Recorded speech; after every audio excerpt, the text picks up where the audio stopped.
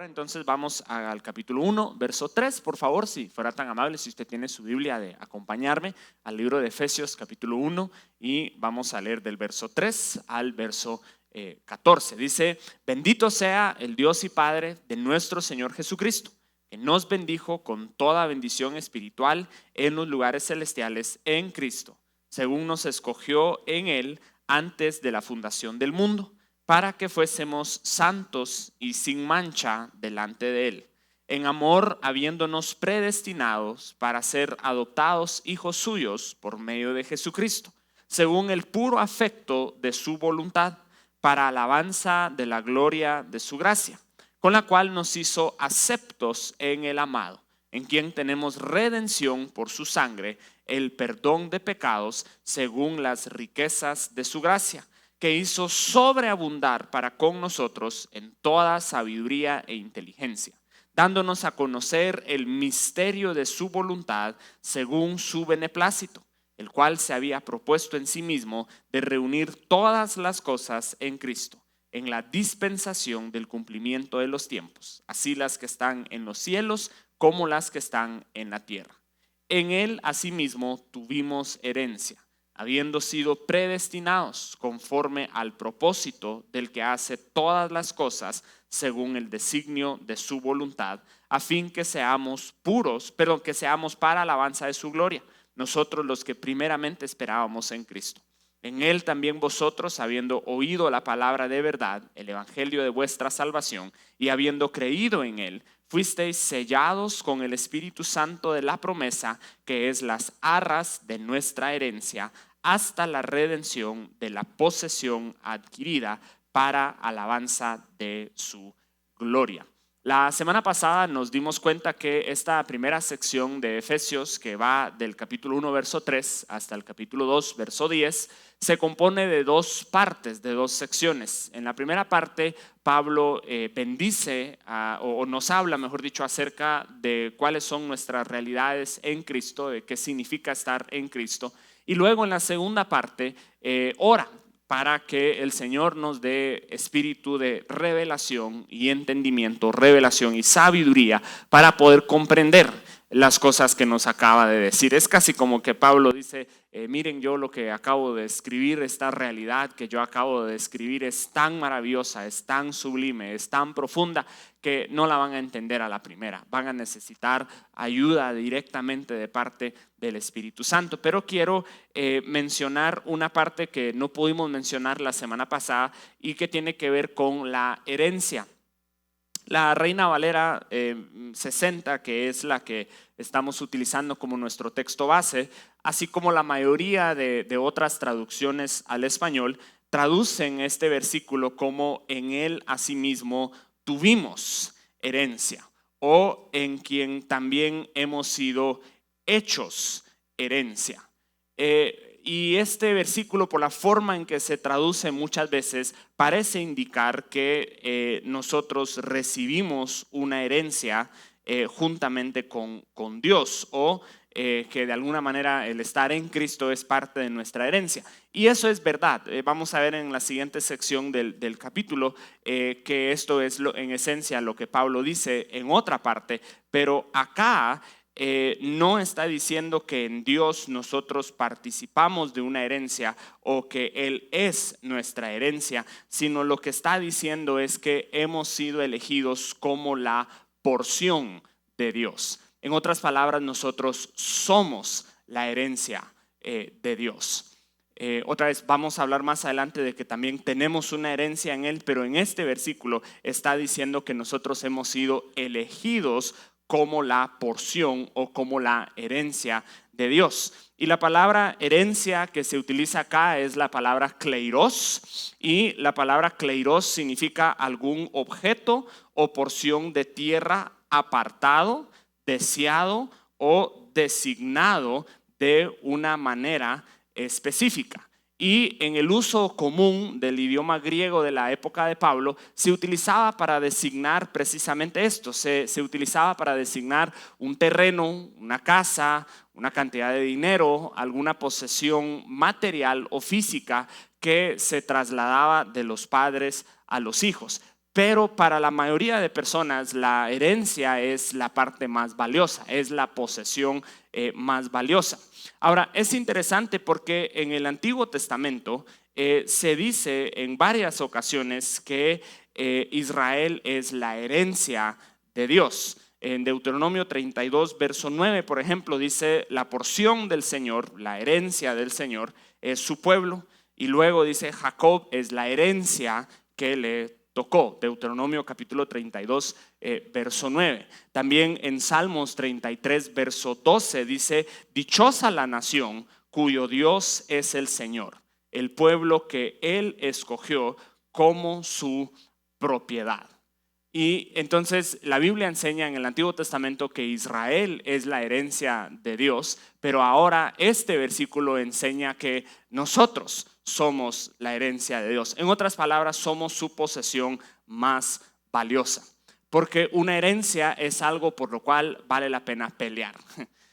Si usted tiene familia, yo espero que su familia no sea así, pero es muy común escuchar que cuando fallece el patriarca o la matriarca de la familia, los hijos se terminan peleando por la herencia. Nadie renuncia a la herencia, nadie dice: yo no quiero las 100 cuerdas que me iba a dejar mi papá, ¿qué me importa? Yo tengo otras cosas en las cuales yo estoy pensando, estoy preocupado. Nadie dice eso, ¿verdad? Nadie dice: a mí qué me importa, eso no es valioso, sino que la herencia tiende a ser la posesión más valiosa y algo por lo cual uno tiende a pelear y a esforzarse y a dar todo lo que uno tiene que dar. Y entonces lo que dice este versículo en esencia es que Dios nos estima y nos valora por encima de todas las demás cosas. La herencia de Dios, la herencia que le pertenece a Dios, es tan valiosa que parte de su propósito fue enviar a Jesús a morir para poder tenernos con Él, para que nosotros estemos cerca de Él, para poder disfrutar de nosotros.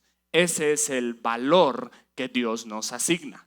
Entonces, ¿qué dice eso acerca de nuestro valor como persona? Muchas veces nos sentimos desvalorados, nos sentimos menospreciados, o hay fuerzas o influencias o voces que intentan contrarrestar o menospreciar, mejor dicho, nuestro valor o nuestra identidad. O muchas veces nosotros no nos damos a nosotros mismos el valor que nos pertenece. Pensamos a veces que no somos importantes para nadie o que nadie daría nada por nosotros, pero este versículo nos dice que somos el tesoro de Dios.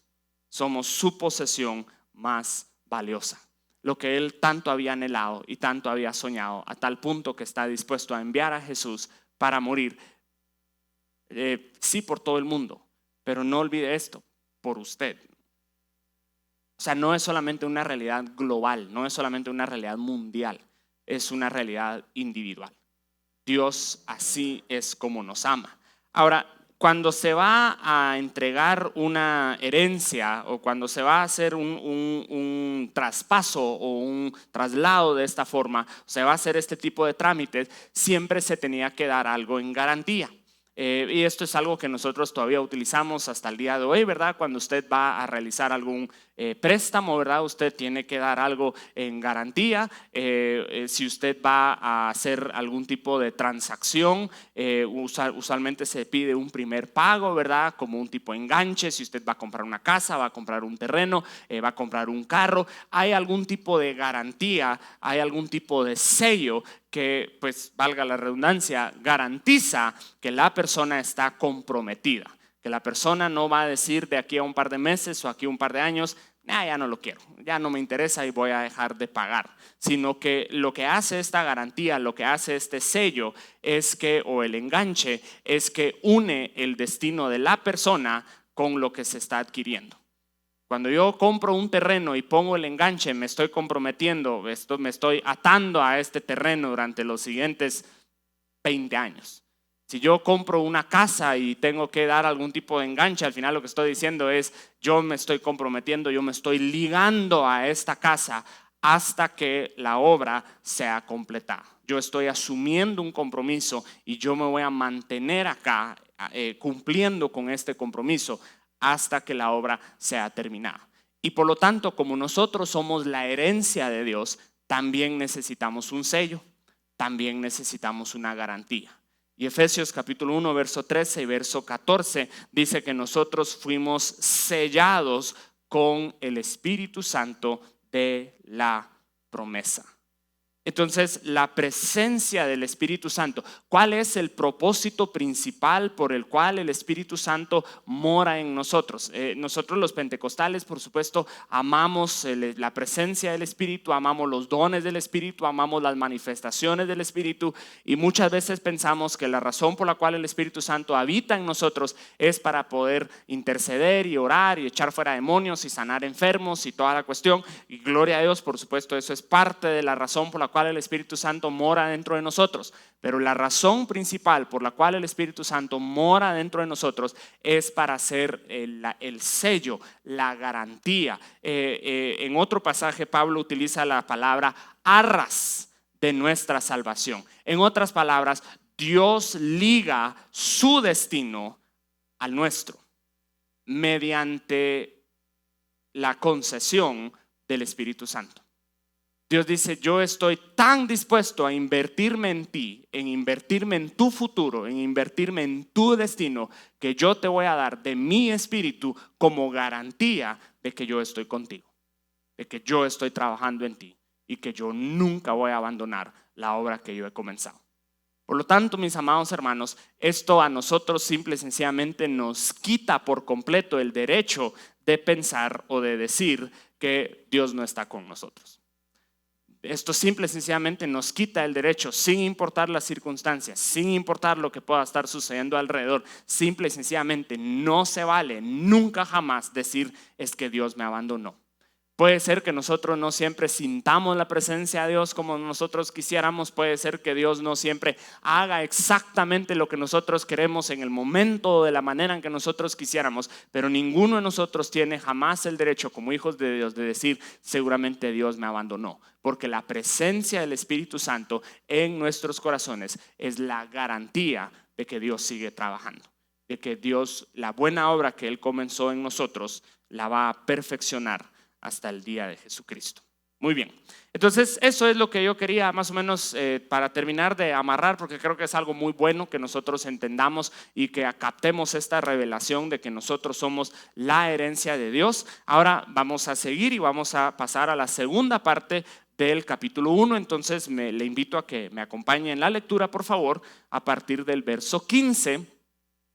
Y vamos a leer la oración que hace Pablo y vamos a ver hasta dónde llegamos acá con esto. Efesios capítulo 1, a partir del verso 15 hasta el final del capítulo. Dice: por esta causa también yo, habiendo oído de vuestra fe en el Señor Jesús y de vuestro amor para con todos los santos, no ceso de dar gracias por vosotros, haciendo memoria de vosotros en mis oraciones, para que el Dios de nuestro Señor Jesucristo, el Padre de gloria, os dé espíritu de sabiduría y de revelación en el conocimiento de Él, alumbrando los ojos de vuestro entendimiento, para que sepáis cuál es la esperanza a que Él os ha llamado, y cuáles las riquezas de la gloria de su herencia en los santos, y cuál la supereminente grandeza de su poder para con nosotros los que creemos, según la operación del poder de su fuerza, la cual operó en Cristo, resucitándole de los muertos y sentándole a su diestra en los lugares celestiales, sobre todo principado y autoridad y poder y señorío, y sobre todo nombre que se nombra, no solo en este siglo, sino también en el venidero. Y sometió todas las cosas bajo sus pies y lo dio por cabeza sobre todas las cosas a la iglesia, la cual es su cuerpo, la plenitud de aquel que todo lo llena en todo. Entonces, primero Pablo bendice a Dios por habernos bendecido en Cristo y luego ora para que Dios abra los ojos de nuestro entendimiento para comprender estas bendiciones. Lo primero que esto nos enseña es que en la vida cristiana la oración y la adoración tienen que ir siempre juntas. La oración y la adoración tienen que ir juntas. Porque por lo general cuando oramos, seamos sinceros, la vasta mayoría de oraciones son para pedir cosas, ¿verdad? Eso es por lo general por lo cual oramos, y eso está bien, por supuesto. La Biblia habla mucho acerca de hacer que sean conocidas nuestras peticiones delante de Dios. Entonces está bien, por supuesto, que nosotros le pidamos. La adoración denota automáticamente una actitud de agradecimiento. Por lo general, en la adoración nosotros no pedimos nada, nosotros agradecemos. La oración tiende a centrarse en hacer conocidas peticiones. La adoración tiene que ver con agradecerle al Señor por las peticiones que Él ya ha concedido. No sé si eso tiene sentido. Entonces, eso significa que las dos cosas son importantes. Hay cristianos que lo único que hacen es pedir, es todo lo que hacen. Muchos cristianos nunca están contentos con lo que tienen, siempre están pidiendo, siempre quieren más y siempre están pidiendo y presentando peticiones, y eso está bien, pero es un extremo que debemos evitar. Por el otro lado, hay cristianos que nunca piden nada, nunca presentan ningún tipo de peticiones, solamente es Señor, gracias, gracias, gracias, y otra vez eso está bien. Pero este pasaje nos muestra que sí es bíblico pedirle a Dios, y también es bíblico agradecerle a Dios. Siempre debemos buscar una mayor revelación. Nunca deberíamos quedarnos conformes con el nivel espiritual en el que estamos. Porque déjeme decirle, siempre hay más. Siempre Dios tiene más. Siempre Dios quiere mostrarnos más. Siempre Dios quiere bendecirnos con más. Y entonces nunca deberíamos quedarnos conformes con, aquí estoy bien, ya no necesito más, ya no quiero más. Si comenzamos a leer la Biblia, eso es un buen primer paso, excelente, busquemos comprenderla. Si entendimos parte de la Biblia, busquemos entenderla con mayor revelación. Si el Señor nos ha concedido ciertas peticiones y llegamos a cierto nivel de fe, si ya le creímos al Señor por un par de calcetines, ahora creámosle por algo más grande. Si ya le creímos al Señor para que sane un catarro, ahora creámosle por algo más grande. Nunca deberíamos quedarnos conformes con lo que tenemos en este momento. Siempre debemos buscar una mayor revelación. Y es interesante porque Pablo comienza a orar, dice, por los santos, a causa de algo que él había escuchado. Dice, desde que oí de su fe y de su amor, de su fe hacia Jesús y de su amor para con los santos. Pero lo interesante es que la petición de Pablo no es que reciban más bendiciones. Pablo en este momento no está orando para que los efesios reciban casas y carros y sueldos y puntos en este momento. Pablo no está pidiendo para que Dios bendiga más a los efesios. La palabra clave acá en todo este pasaje es conocimiento. Pablo ora para que los efesios sepan. Y cada una de las oraciones que Pablo hace acá en Efesios 1 y luego cuando lleguemos a Efesios 3, las dos oraciones que Pablo hace tienen que ver con crecer en conocimiento. Crecer en conocimiento es indispensable para crecer en santidad. Crecer en conocimiento es indispensable para alcanzar todo lo que Dios tiene para nosotros. Pero necesitamos entender a qué se refiere Pablo cuando dice, yo quiero que ustedes crezcan en conocimiento. Esto es a lo que Pablo no se refiere. Pablo no está diciendo, todos ustedes deberían tener títulos de teología. ¿Sí? Eso no es lo que Pablo no está diciendo, yo quiero que ustedes crezcan en conocimiento, entonces aprendan hebreo, aprendan griego, eso está bien, eso es algo muy bonito, pero eso no es a lo que Pablo no está diciendo, yo quisiera que todos ustedes se graduaran del IDESTA, el pastor Josh quisiera que todos ustedes se graduaran del IDESTA, pero el apóstol Pablo no necesariamente está diciendo eso, no está hablando de conocimiento teórico o teológico. Yo lo puedo decir de esta manera, yo conozco a muchas personas que tienen mucho conocimiento teológico que no conocen a Dios. Yo conozco a muchas personas que llevan años de estar en la iglesia estaban esperando a los españoles cuando desembarcaron. La tía de Tecumán iba a la primera célula de estos hermanos. Así de antiguos son y no conocen a Dios. Nacen en el Evangelio, crecen en el Evangelio, mueren en el Evangelio y no conocen a Dios. Entonces, el conocimiento del cual Pablo está diciendo, yo quiero que ustedes crezcan en conocimiento, no es un conocimiento intelectual, no es un conocimiento teológico. Escuche, es un conocimiento basado en la relación íntima. Es un conocimiento basado en la relación íntima y en la experiencia. En otras palabras, lo que Pablo está diciendo es: yo quiero que ustedes experimenten más a Dios. Es la enorme diferencia. Yo he puesto este ejemplo en algún momento, pero hay una enorme diferencia entre el conocimiento que tienen los historiadores acerca de una figura histórica y el conocimiento que tiene el cónyuge de esa figura histórica. Uno como historiador, ustedes saben que a mí me fascina la historia y entonces a mí me llama la atención diferentes personajes, y uno de los personajes más fascinantes de la historia es Napoleón Bonaparte. El general francés, eventualmente llegó a ser emperador de Francia, un brillante estratega, era chiquitío, pero era muy inteligente, muy innovador, y es un personaje brillante. Ahora, yo le podría decir, porque he leído varios libros acerca de Napoleón, yo le puedo decir cuándo nació, dónde nació, le puedo decir cuándo murió, dónde murió, le puedo hablar de las batallas principales, le puedo hablar de las batallas que ganó, le puedo hablar de las batallas que perdió, le puedo explicar por qué las ganó y por qué las perdió. Yo no le puedo decir a qué olía Napoleón en la mañana cuando se levantaba, pero su esposa sí. Yo no le puedo decir a usted cómo le gustaban los huevitos a Napoleón, su esposa sí. Su esposa siempre va a conocer a Napoleón de una manera en que ningún historiador, por más que dedique toda su vida estudiándolo, jamás podría aspirar a llegarlo a conocer. Porque la esposa tiene conocimiento íntimo basado en la experiencia. Ella experimentó a Napoleón de una manera en que ninguno de nosotros jamás lo podría experimentar. No sé si tiene sentido.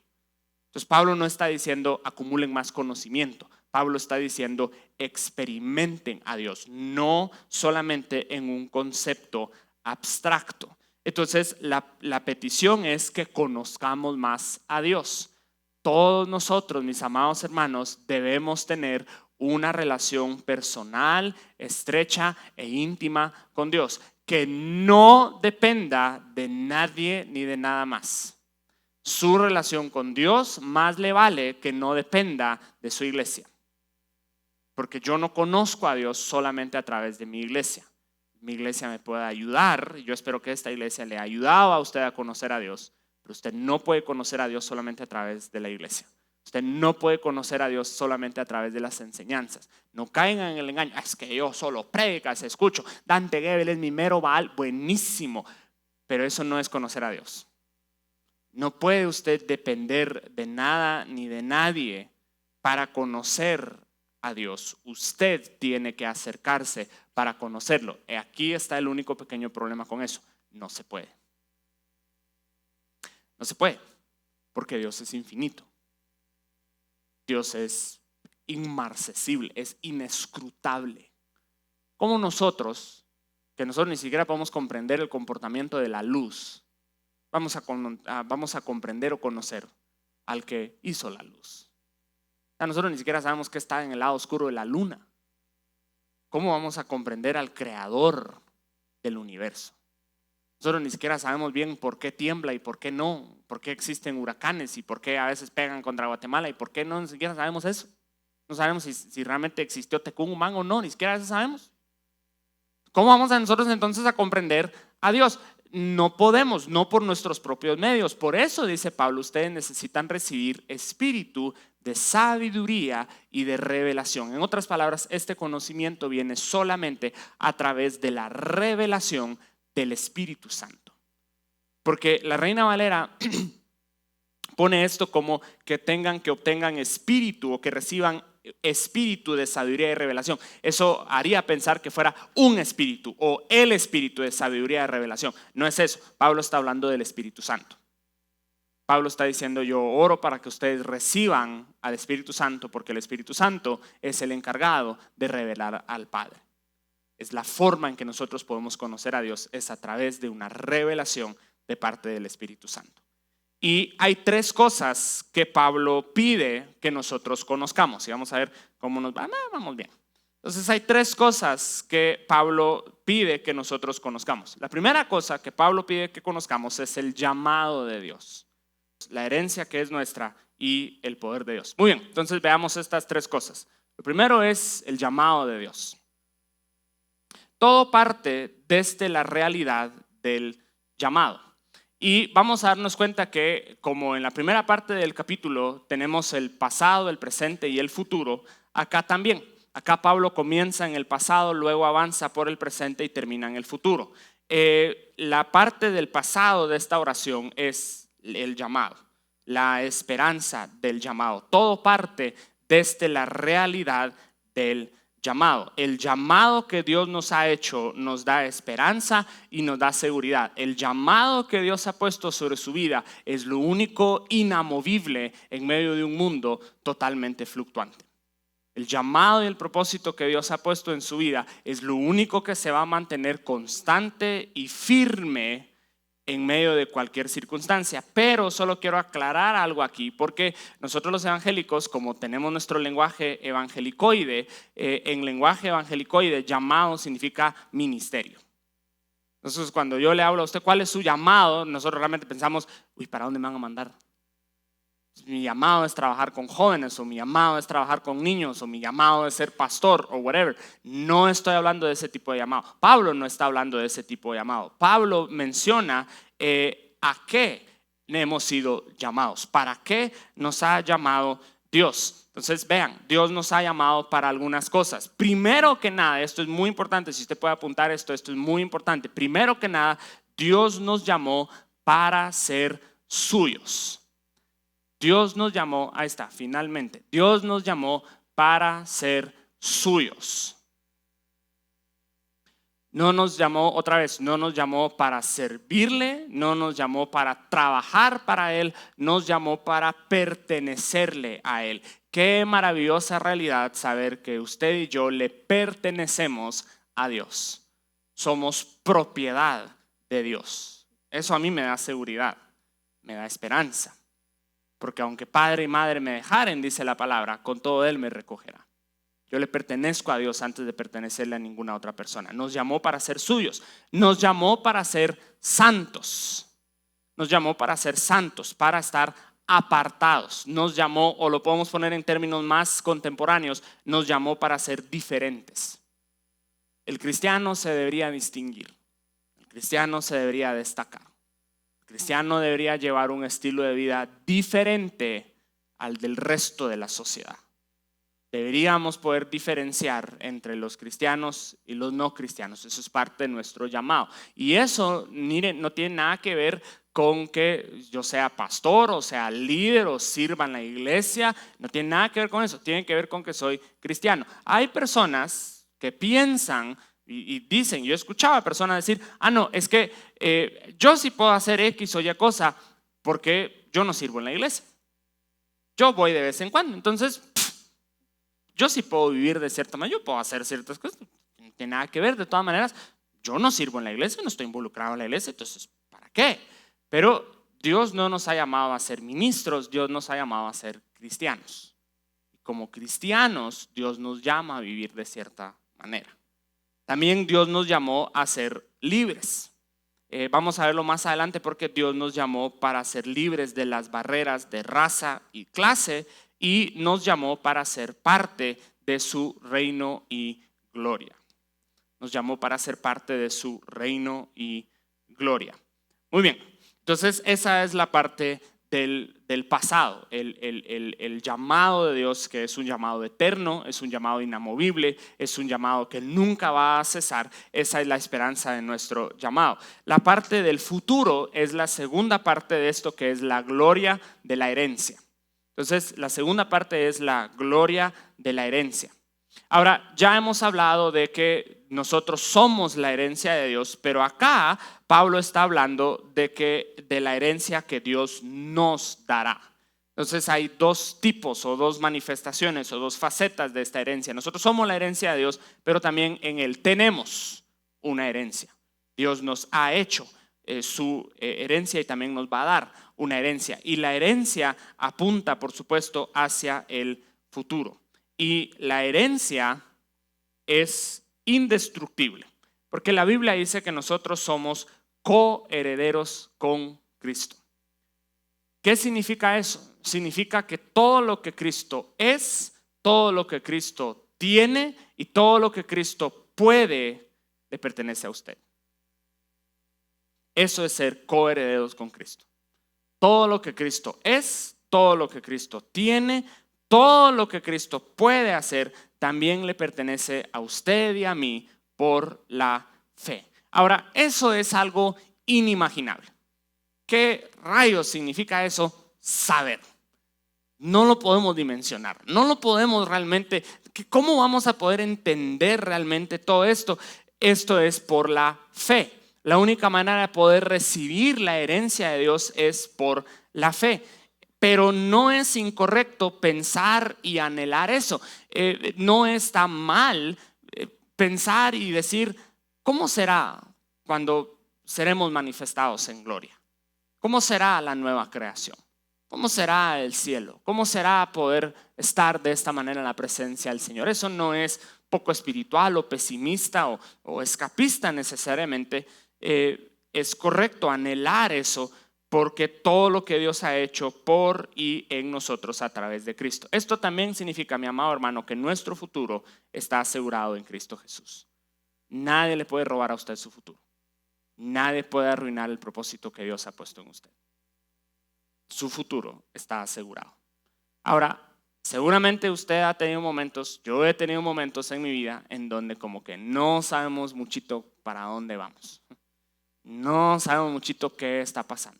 Muchas cosas que tal vez pensamos que eran muy estables, muchas cosas sobre las cuales habíamos construido nuestra vida, nuestro propósito e incluso nuestra identidad, de repente de la noche a la mañana se derrumban y la pregunta es, ¿quién soy cuando no tengo nada? ¿Quién soy cuando lo he perdido absolutamente todo? Aquí está la respuesta. Usted sigue siendo hijo de Dios. Usted sigue teniendo una herencia. Todo lo que Cristo es y puede y tiene, le sigue perteneciendo a usted. Eso es una buena realidad. ¿Qué tengo cuando no tengo nada? Lo tengo absolutamente todo. ¿A quién le pertenezco cuando nadie me quiere? Le sigo perteneciendo a Dios. Sigo siendo su posesión preciada. Sigo siendo su herencia y a mí también me espera una herencia. Nadie puede robarnos de eso y tenemos una posesión muchísimo más valiosa que cualquier posesión material presente. Usted tiene una herencia incorruptible en los cielos, mi amado hermano, que sobrepasa largamente cualquier posesión material que nosotros podamos aspirar a obtener acá, jamás. La casa de sus sueños, el carro de sus sueños, el trabajo de sus sueños, el hombre o la mujer de sus sueños, no se compara en lo absoluto con la herencia que Dios tiene preparado para usted en el cielo, gracias a estar en Cristo Jesús. Eso requiere revelación del Espíritu Santo. La única manera en que vamos a comprender quiénes somos y qué podemos hacer en Cristo es a través de la revelación del Espíritu Santo. Lo segundo que Pablo pide que nosotros entendamos es la grandeza del poder de Dios. Entonces, otra vez, el llamado que Dios nos ha hecho tiene que ver con nuestro pasado. La herencia que estamos esperando tiene que ver con nuestro futuro. Pero para poder vivir acá en este tiempo, para poder tener éxito, para poder tener una buena vida acá, necesitamos el poder de Dios. El poder de Dios señala nuestra realidad y es lo único, o nuestra realidad presente, perdón. Y el poder de Dios es lo único que nos puede sostener. Pero hay algo, entonces eso significa, mi amado hermano, que usted y yo necesitamos el poder de Dios todos los días, para todo lo que hacemos. Otra vez, cuando pensamos en poder de Dios, la tentación es pensar en el servicio de sanidades. La tentación es pensar en alguna obra, según nosotros, muy milagrosa o un momento de crisis. Pero la verdad es de que usted y yo necesitamos el poder de Dios para levantarnos los lunes. Y necesitamos el poder de Dios para no contestarle al jefe. Necesitamos el poder de Dios para hacer y ser todo lo que Dios nos ha llamado acá en la tierra. El poder de Dios nos sostiene. Por eso es que necesitamos una mayor revelación del poder de Dios. Porque a todos se nos ha concedido este poder. Este poder no es algo que le pertenece a la élite espiritual. Este poder no es algo que le pertenece solo a los ministros ordenados o a los que oran 18 horas al día. Este poder es algo que nos pertenece a todos, pero para eso necesitamos obtener mayor revelación. Pero Pablo no está hablando solamente del poder de Dios. Pablo no dice yo quiero que ustedes conozcan el poder de Dios. Esto es maravilloso. Pablo dice yo quiero que ustedes conozcan la supereminente grandeza de su poder. Eso es una expresión muy diferente. Una cosa es decir Dios es poderoso, pero Pablo no dice yo quiero que ustedes conozcan el poder de Dios. Pablo dice yo quiero que ustedes conozcan la supereminente grandeza de su poder. Es una expresión muy extraña y bastante difícil de traducir al español sin redundar, porque literalmente es la energía del poder de su fuerza. Y Pablo es tan enfático en lo que él nos quiere enseñar acá que no utiliza una, ni dos, ni tres. Pablo utiliza 4 palabras diferentes para describir el poder de Dios, que opera, dice la última parte del versículo, a favor nuestro, el cual operó en Cristo resucitándole de entre los muertos. Es una expresión absolutamente fenomenal. Entonces quiero enseñarle brevemente el significado de cada una de estas palabras. Si usted las va a ver en la pantalla, primero Dios, para que usted también pueda apuntarlo. Entonces, la primera palabra que Pablo utiliza que es lo que nosotros traducimos como supereminente, es la palabra huperbalo. La palabra huperbalo. Ahora, déjame la diapositiva ahí un rato, por favor. Huperbalo, esta es la palabra supereminente, y esta palabra significa ir más allá o exceder absolutamente todo. Originalmente esta palabra se utilizaba, ustedes saben que los antiguos griegos fueron los que inventaron los Juegos Olímpicos, ¿verdad? Y de hecho no solamente tenían Juegos Olímpicos, tenían varios, estos eran porque se celebraban en el Monte Olimpo, pero tenían diferentes juegos, diferentes concursos deportivos. Y uno de los concursos o las competencias que ellos tenían era la competencia de tirar lanzas, una lanza como un arma, y era obviamente quién lo podía tirar más lejos. Y siempre había un atleta que se pasaba de una vez. O sea, había que tirarlo hasta acá y mi papadito así lo mandaba hasta el otro lado del estadio. Eso es huperbalo. En términos modernos podríamos hablar se me ocurren un par de ejemplos. El primer ejemplo que se me ocurre es en béisbol. Es un jonrón. O sea, es huperbalo, o sea, mandaste la pelota hasta el río de una vez que estaba al otro lado. Era ahí nomasito que le tenías que dar, pero vos sí la mandaste. O lo que hacemos muchas veces cuando jugamos fútbol, que estamos solos delante de la portería, está solo el portero, es mucho más difícil fallar el gol que meterlo. Pero nosotros somos huperbalo. Siempre hay uno en el equipo que debería tener el apodo patas pa'l monte, pata de palo. Porque mi papadito agarra y le pega una patada a la pelota como que se estuviera desahogando con algún su problema familiar y vio en la pelota la cara de alguien que le caía mal y le pega una patada que la manda hasta, y después si uno está jugando en una cancha así medio rústica, uno tiene que bola porfa, ¿va? Porque ella fue a caer de una vez hasta el patio del vecino. O sea, era ahí nomasito papadito y vos de una vez como que bajando cocos estuvieras.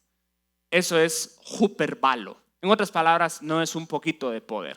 Escuche, no es suficiente poder. Es un poder excesivo. Es muchísimo más de lo que nosotros podemos pedir o entender, dice en Efesios 3. Entonces Dios no está interesado en mostrar un poco de poder. Dios no está interesado en solamente que usted no muera de hambre. Dios no está interesado solamente en mantenerlo. Dios no está interesado simplemente en que usted no se muera. Dios está interesado en mostrar la supereminente grandeza de su poder. La segunda palabra que Pablo utiliza, pero esta, digamos, hyperbalo no significa poder. Hyperbalo es mucho más allá o eminentemente. Aquí viene la primera de las 4 palabras que Pablo utiliza para poder. La primera palabra que Pablo utiliza es dunamis. Dunamis. Y la palabra dunamis literalmente es el poder para hacer maravillas. Y este es el mismo poder que le pertenece a Dios en su esencia. Dios, por ser Dios, Dios por la naturaleza que Él tiene poder. La naturaleza intrínseca de Dios posee poder. Poder para hacer maravillas, poder para hacer milagros, poder para contrarrestar procesos naturales. Y este es el poder dunamis. Este es el mismo poder que Dios le concede a Jesús. Cuando Jesús sana a un ciego, cuando Jesús levanta a un cojo, cuando Jesús resucita a Lázaro, esto es dunamis. No sé si, ¿sí? Esto es el poder que Jesús utiliza para hacer milagros, que por cierto es el mismo poder que usted y yo tenemos para hacer milagros. Nosotros también hemos recibido dunamis. Entonces es el poder para hacer milagros. Por lo tanto, mis amados hermanos, nosotros deberíamos esperar milagros y maravillas en nuestras vidas cotidianas. Creo que por vivir en una ciudad y por vivir en el 2022 y por vivir en el mundo en el que vivimos, nos hemos desacostumbrado a ver milagros. Para nosotros, milagro es que no haya tráfico. Eso decimos, milagro que no hay tráfico, decimos nosotros. Milagro es venir puntual. Qué milagro que vino puntual, hermano, decimos nosotros. Milagro es que la fiesta comience a tiempo. Dices, ¿qué milagro? Qué milagro que me está hablando. Pero si pongámonos a pensar, ¿cuándo fue la última vez que usted y yo vimos un milagro en la vida normal? ¿Cree usted que la voluntad de Dios es que vivamos de esa manera? ¿Cree usted que la voluntad de Dios es que nosotros pasemos meses, años, toda una vida sin ver una obra milagrosa o muy pocas obras milagrosas? Uno de los grandes misterios para mí, algo con lo cual yo lucho por entender y algo que de alguna manera rige la visión de esta iglesia, una de las preguntas que yo me hago constantemente es ¿por qué o en qué momento la iglesia perdió su aspecto milagroso? ¿Por qué ya no vemos los milagros en el libro de Hechos? Porque ya no vemos obras sobrenaturales. Incluso si usted lee la historia del evangelio acá en Guatemala, hace 40 años habían muchos más milagros aparentemente y muchos más extraordinarios que los que tenemos muchas veces acá, hoy día. ¿Por qué? ¿Por qué? Ahí cuando averiguo la respuesta me cuenta. ¿Buena onda? Sí, está bueno. Resolvería uno de los misterios de mi corazón. Pero sospecho que parte de la razón es porque simple y sencillamente ya no lo esperamos. Tendemos a resolver problemas de maneras naturales en lugar de esperar una respuesta sobrenatural. Tendemos a querer resolver problemas económicos y de salud y familiares y todo con medios naturales, lo cual no está mal. Pero eso deja muy poco espacio para lo sobrenatural. Si yo necesito un milagro económico y lo primero que hago es ir a correr a ver quién me presta, pues está bien. Pero luego yo realmente puedo decir entonces, Dios hizo un milagro porque me prestaron el pisto. ¿Eso es un milagro? ¿No sería un milagro que Dios proveyera de manera sobrenatural? Pienso, ¿no? Si tenemos una persona enferma y en tratamiento y se sana o se cura, gloria a Dios. Yo no peleo con eso en lo absoluto. Creo que Dios no pelea con eso en lo absoluto. Pero qué bonito sería también imponer manos. Y la diabetes. Y el cáncer. Híjolas, ya puede ver. Entró en silla de ruedas. Se fue caminando. Ya no hubo velorio, hermanos, porque ya no hay muerto. Disculpen, hermanos, se suspende velorio por falta de muerto. Ya no vamos a poder continuar. Devuelvan el cafecito. ¿Por qué no? Pablo veía esas cosas. Pedro veía esas cosas. Es el mismo Dios, ¿no? Es el mismo Espíritu Santo, es el mismo dunamis. Entonces es el poder para hacer milagros. La siguiente palabra que Pablo utiliza es la palabra energeia. Energeia. Esta palabra significa poder o habilidad, pero de una manera más técnica es la habilidad de actuar en base al poder que se posee. Dios no solamente tiene poder dunamis, Dios tiene la habilidad para actuar en base a su poder. En otras palabras, no hay ningún poder que pueda limitar lo que Dios puede hacer. Dios es el que tiene la máxima autoridad en todo el universo y no hay nada ni nadie que pueda decirle a Dios no, porque Dios tiene energía, Dios tiene no solamente poder, sino tiene la habilidad para actuar en base a su poder. Eso significa que ninguna enfermedad, ninguna escasez, ninguna circunstancia puede decirle no a Dios. Dios no solamente tiene el poder, sino energía, también habla de la habilidad o, esto también es importante, la disposición de utilizar su poder. Uno de los mayores problemas del cuerpo de Cristo. Nadie duda que Dios pueda sanar cáncer, todos dudan que Dios quiera sanar el cáncer. Nadie duda que Dios pueda restaurar mi familia, porque ni modo, es Dios, supongo que puede hacer cualquier cosa. El gran misterio es, ¿será que Dios quiere? Y oramos en base a ver si Dios quiere. Y decimos, de plano, Dios no quiso.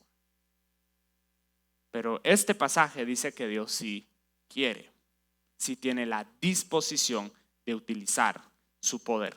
La siguiente palabra que Pablo utiliza es la palabra kratos. Kratos. Y kratos significa poder para gobernar, o se puede traducir también como soberanía. Dios es todopoderoso, es soberano y Dios tiene el control total de todo lo que sucede en el universo. Las cosas se podrán escapar de nuestro control, no se escapan de su control. Las cosas nos podrán tomar a nosotros por sorpresa, no lo toman a Él por sorpresa. Dios reina supremo sobre el universo. En el libro de Hebreos dice que Jesús destruyó el que tenía el kratos sobre la muerte, la soberanía sobre la muerte. Ahora Jesús es kratos, es soberano sobre la muerte y sobre la vida. Y por último, la última palabra que Pablo utiliza es ischus. Ischus significa capacidad extraordinaria con la implicación de potencial personal. Capacidad extraordinaria. Todas esas cosas son lo que Pablo dice. Yo espero que ustedes reciban la revelación de la supereminente grandeza del poder de Dios. Y la máxima manifestación, con esto vamos a terminar, pero con la máxima manifestación del poder de Dios es la resurrección. Porque eso es lo que Pablo dice. Para que entiendan cuál es la supereminente grandeza de su poder, dice a favor de nosotros los que creemos, dice, la cual dice manifestó en Cristo Jesús, resucitándole de los muertos. Entonces la pregunta es, ¿cuál es el mayor milagro que Dios ha hecho jamás? Y la respuesta es, el mayor milagro que Dios ha hecho jamás es resucitar a Jesús de entre los muertos. Ese es el mayor milagro. Y esa obra de Dios resucitando a Jesús de entre los muertos es garantía de que Dios puede y quiere obrar a favor de nosotros. Porque significa que en comparación, cualquier milagro que usted y yo podamos necesitar es mucho más pequeño que el milagro de resucitar a Jesús de entre los muertos. Por eso es de que Pablo dice en Romanos 8, si Él no escatimó ni a su Hijo, sino que lo dio por nosotros, ¿cómo entonces no nos dará juntamente con Él todas las cosas? El mayor milagro es la resurrección de Jesús. De ahí para abajo, cualquier cosa no es nada. Y entonces cuando nosotros nos enfrentamos a diferentes situaciones, a diferentes circunstancias, u obstáculos, o enfermedad, o cualquiera que sea la situación por la cual nosotros podamos necesitar un milagro, debemos tener un ancla para nuestra fe. Esto es muy importante, con esto quiero terminar, pero solo quédense conmigo un par de minutitos más. Nuestra fe siempre tiene que tener un ancla, tiene que tener algo sobre lo cual está basado. La fe no es optimismo ciego, la fe no es primero Dios usted vamos a salir, primero Dios no me lleve el río, primero Dios, eso no es fe, eso es un optimismo ciego. Fe no es, ay, ojalá pues Dios, a ver, la verdad es de que saben ni qué va a pasar, pero esperemos que algo bueno pase. Eso no es fe, eso es optimismo. Y le voy a decir algo, cualquier mundanote tiene ese nivel de optimismo. Usted vive a ese nivel, usted no vive al nivel de fe, eso es hasta un ateo tiene ese nivel de fe. Entonces la fe no es simplemente esperar que las cosas salgan bien. Fe tiene que tener un ancla. Yo estoy cimentado en mi fe y la mayor ancla para nuestra fe es la resurrección de Cristo. Dios resucitó a Cristo entre los muertos, Dios va a proveer para mí. Dios resucitó a Cristo entre los muertos, Dios me va a sanar a mí. Dios resucitó a Cristo entre los muertos, Dios va a proveer para mi familia. Ese es el ancla de mi fe, esa es la base para poder creerle al Señor por todo lo que Él quiere hacer con nosotros.